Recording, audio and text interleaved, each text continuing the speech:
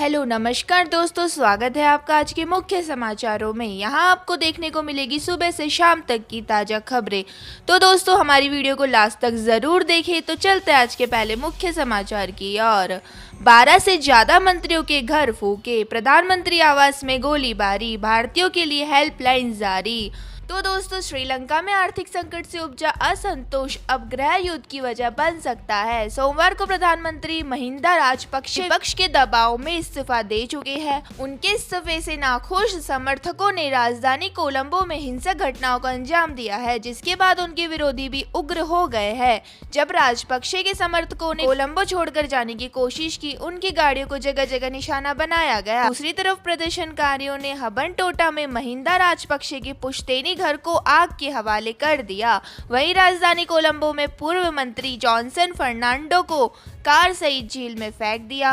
विपक्षी नेताओं ने महिंदा को गिरफ्तार करने की मांग की है। इनका कहना है कि महिंदा ने शांतिपूर्वक प्रदर्शन कर रहे लोगों को उकसाया और हिंसा भड़काई है। इस हिंसा में 5 लोगों की मौत हुई है, जबकि 200 से अधिक लोग घायल हो गए हैं। अब तक 12 से ज्यादा मंत्रियों के घर जलाए जा चुके हैं। श्रीलंका में फंसे भारतीयों के लिए हेल्पलाइन नंबर और ईमेल आईडी भी जारी की गई है। इसी के साथ दोस्तों चलते हैं आज के अगले मुख्य समाचार की ओर। गर्मी की उल्टी गिनती शुरू, उत्तर और मध्य भारत में सिर्फ 13 मई तक ही चलेगी लू, इसके बाद पारा गिरता जाएगा। तो दोस्तों तेज गर्मी झेलते लोगों के लिए राहत भरी खबर है। मौसम विभाग ने कहा है कि 13 मई के बाद राजस्थान को छोड़कर देश में कहीं भी लू चलने के आसार नहीं है। 11 से 13 मई तक दिल्ली, पंजाब, हरियाणा, उत्तर प्रदेश और आधे मध्य प्रदेश में गर्मी बढ़ेगी, लेकिन 14 मई से तापमान में लगातार गिरावट आनी शुरू हो जाएगी। तापमान में गिरावट की यह स्थिति 24 मई तक रहेगी। हालांकि उसके बाद कुछ दिन तक तापमान में हल्की बढ़ोतरी हो सकती है, लेकिन केरल में मानसून की दस्तक देते ही पूरे मध्य भारत में प्री मानसून एक्टिविटी और बारिश शुरू हो जाएगी। इसी के साथ दोस्तों चलते हैं आज के अगले मुख्य समाचार की ओर। राजस्थान के भरतपुर में भिड़े 2 समुदाय, जमकर हुई पत्थरबाजी, गाड़ियों में भी तोड़फोड़। तो दोस्तों राजस्थान के भरतपुर में मुकदमे में बरी होने पर जश्न मनाने को लेकर 2 समुदाय आपस में भिड़ गए, जिसके बाद करीब आधे घंटे तक जमकर पत्थरबाजी हुई। उपद्रवियों ने गाड़ियों में भी तोड़फोड़ की। देर रात तक पुलिस ने पूरे इलाके को सील कर दिया। तो दोस्तों बता दें कि आपको पत्थरबाजी में 2 लोग घायल हो गए हैं। प्रशासन ने इलाके को छावनी में तब्दील कर दिया है। मौके पर भारी पुलिस फोर्स तैनात है।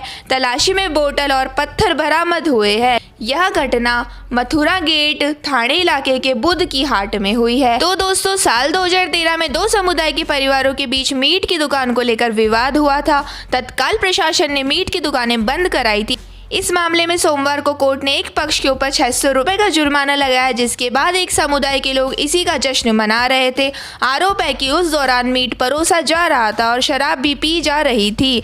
इस जश्न में बरी होने वाले पक्ष ने दूसरे पक्ष पर बोतल फेंकी। विरोध में दूसरे घड़े ने पत्थर फेंके और फिर जमकर पथराव हुआ। इसी के साथ दोस्तों चलते हैं आज के अगले मुख्य समाचार की ओर। मंगोलपुरी में थमा एमसीडी का बुलडोजर, रोती बिलखती दिखी महिला। न्यू फ्रेंड्स कॉलोनी में भी हटाए गए ठेले और तंबू।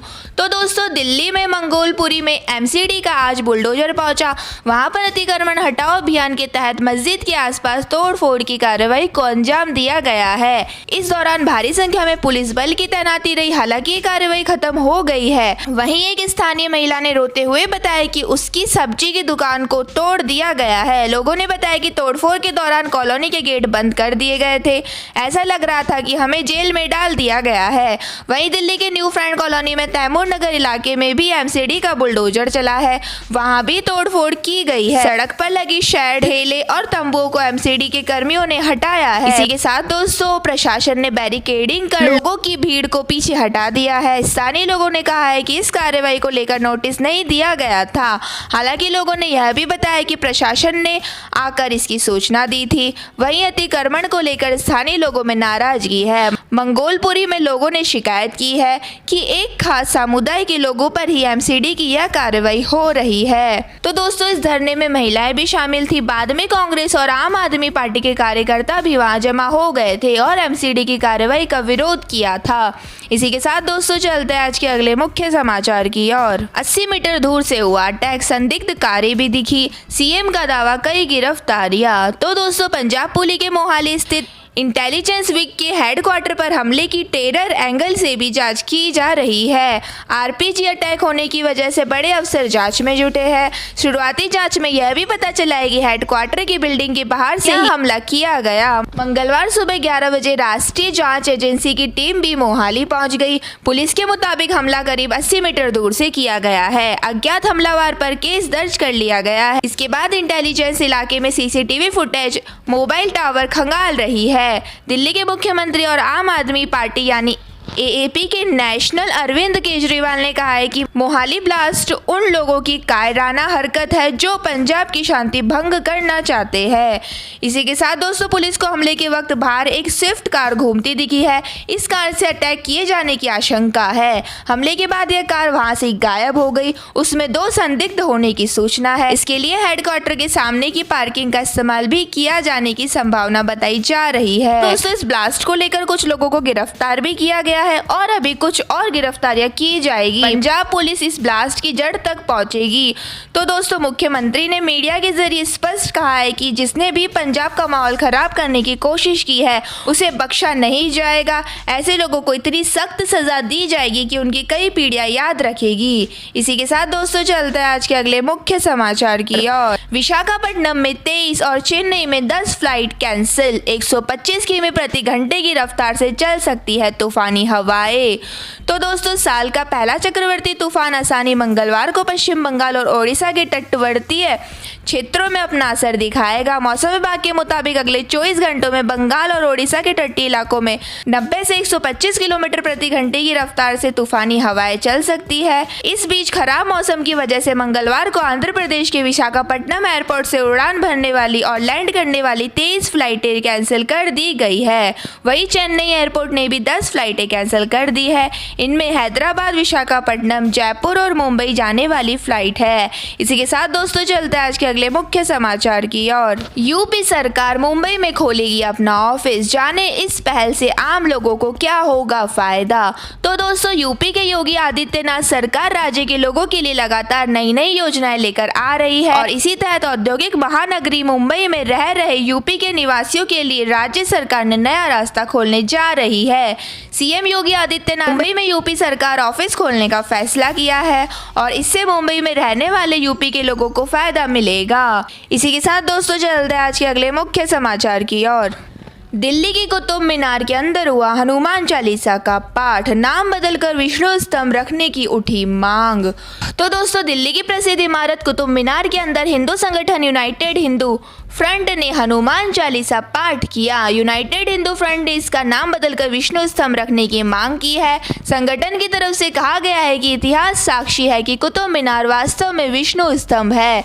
इस मीनार का निर्माण 27 जैन और हिंदू मंदिरों को ध्वस्त करके किया गया था। हम इस परिसर में लगी जैन और हिंदू देवी देवताओं की मूर्तियों का जीर्णोद्धार करके सम्मान सहित स्थापित करने और हिंदुओं को यहाँ पूजा करने की अनुमति प्रदान करने की मांग करते हैं। इसी के साथ दोस्तों, चलते हैं आज के अगले मुख्य समाचार की ओर। T20 वर्ल्ड कप से पहले टीम इंडिया से भिड़ेगा ऑस्ट्रेलिया। इतने मैचों की सीरीज होस्ट करेगा भारत।